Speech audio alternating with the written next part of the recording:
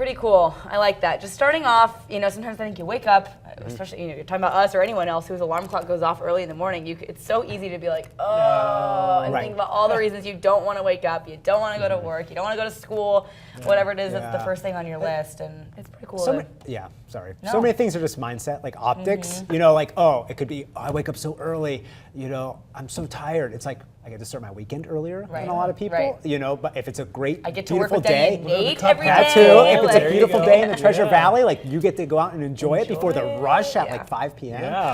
So I think it's a lot of it. Huge perk to our job is we don't have traffic. Ever, yes, right? Never have traffic. Right. I had to, come back earlier this week to do some drone stuff and got stuck in traffic on the way home, and I was like, I hate You were this. like, I forget about this. I don't want to work in there the are afternoons. people who live here and they all drive home even at though the same time. it's 4:30, I'm stopping, and anyway, it's like, so it's always rush hour now. So things to look, always look into the positive side of things. It's easy to get caught up just looking at the negative side. Well, speaking of traffic, things could get a little bit worse for us potentially over the weekend. I mean, not that you don't see the typical work buildups on the weekend, but just so as far less as traffic in general. Snow-covered roads, those are a possibility even here in the valley. Yeah, so we're going to look at some dicey weather out there. We had the weather warn banner up there for the weekend. Right now, things are looking just cold. We're 20 degrees now. Winds still elevated, 10 miles an hour. We're seeing southwest winds, but again, not warmer temperatures. 9 is what it feels like. 9 degrees out there. We're seeing increased cloud cover, so mostly cloudy skies expected with those breezy winds, and we've got winter weather on the way. You can see that here with the advisory map. So a winter weather advisory for the west central Boise mountain ranges as well as parts of western Idaho, including the Oahe Mountains, the lower Treasure Valley. Winter storm warnings for the upper Weiser Basin as well as the Baker County area, Malheur County. Mountains should get quite a bit of snow out of this storm system. This is from this evening through Sunday evening. In fact, some mountain areas up to 18 inches of snow is possible. Northern mountain valleys 8 to 12 inches. So this would include areas like McCall, Cascade, Donnelly, Lower Treasure Valley should see 3 to 7 inches. So areas like Weiser could see a little bit more than what we're expecting in the Upper Valley, which we don't have an advisory in effect right now for the Upper Treasure Valley. 1 to 4 inches of snow is expected. Again, lesser amounts, I think, towards the Ada and parts of Elmore County, at least here in the valley.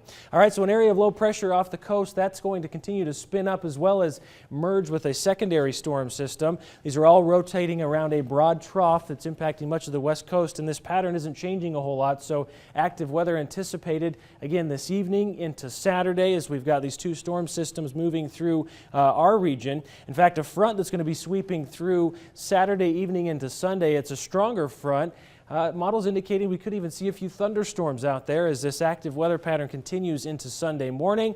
Widespread snow showers expected before just scattered showers as more of that flow becomes westerly to northwesterly with, again, this large trough that's impacting much of the west coast. So, yeah, not a whole lot of change. In fact, we're going to continue to see storm after storm, it looks like, even in the extended forecast. So breaking down at least the next 48 hours or so. Yeah, moisture in the northern mountain areas this afternoon. We'll have to hang out, I think, until overnight hours in the Treasure Valley. We'll just see the cloud cover. Could see a few snow showers late this evening in the lowest parts of the Treasure Valley. So areas like Ontario, Weiser could see some snowflakes. But again, much of Ada Canyon County staying, I think, in the dry until overnight into tomorrow. We could see some snow move through. And then heading into Saturday evening, again, that's when that front's supposed to be rolling through, which could generate enough instability to generate some thunderstorms out there, particularly in eastern Oregon or parts of the lower valley, before moving snow into our area.